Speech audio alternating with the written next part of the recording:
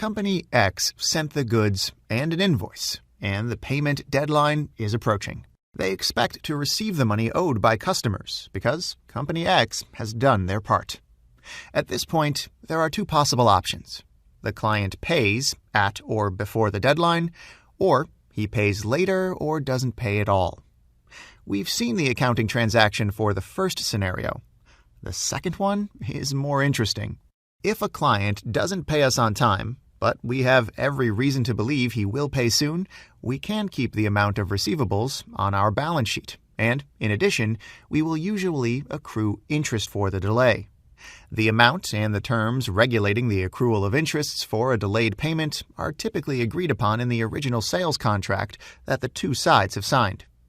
Once the client pays us the original amount he owed us, then we will stop accruing interests and will create a new invoice with the interests he owes us. Unfortunately, there is another option.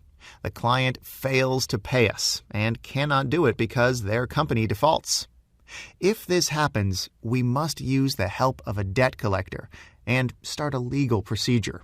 However, often when a situation like this occurs, the entire amount the client owes us becomes irrecoverable. So, what we must register accounting-wise is the following.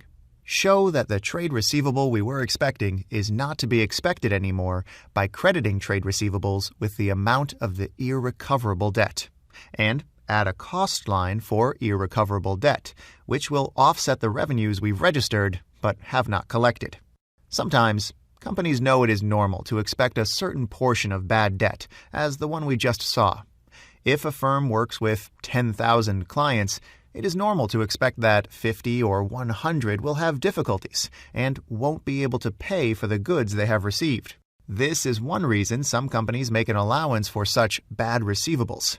Let's say historical evidence has shown Company X that approximately 1% of the total amount of trade receivables it has at the end of a calendar year will become irrecoverable debt. Well, if the company expects that to happen, it can simply charge an expense in the year in which the related sales took place. Sounds reasonable, right? This way, the matching principle would be respected. The total value of trade receivables becomes lower and reflects the actual amount the company expects to receive throughout the year. And then an expense for irrecoverable debts is created in this year's P&L. Great!